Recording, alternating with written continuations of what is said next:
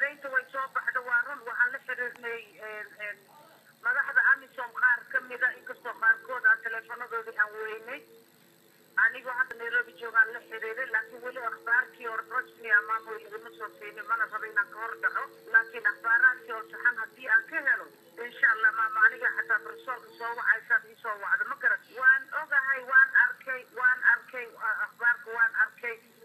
sida waan ka arkay kadib waxaan la xiriiray qaar kamida madaxda amisomka marka qaarkood kuwa marka ku aadana inaan arinta wax ka weydiino qaarkood teleefanadooda waan weynay way maqan yihiin ana lagu yiri marka ballamaan kolley kala qaadanay goorta ay soo galaan inaan soo wici doono ama aniga aan soo waco marka taasaan ku ognay ma raba inaan ka hor dhaco wixii marka aan ayaga ka soo ogaaday yaan isku xiri karaa waxaan ogahay iyo waxay iyaga ii sheegeen marka ma raba inaan goorta ballamiyad waxay dhaheen ninka Jabuuti ku maqan yahay nin oo generaal oo meesha ka shaqeeya oo programmada Soomaaliya madaxda ka ah waaye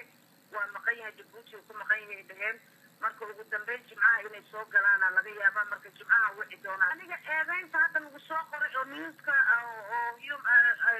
kuwa ay soo saareen African Watch iyo Amnesty waxyaabaha ay sheegeen aan arkay laakiin hadda waxaa la rabaa meeshii wax ka dhaceen maadaama annagaba aan nahay dadkii meesha joogay ina iyagana eedeynta la sheegayo ina iyaga wax proof ay ka bixiyaan hadday beeninayaan iyo hadday rumaynayaan iyo waxay koog yihiin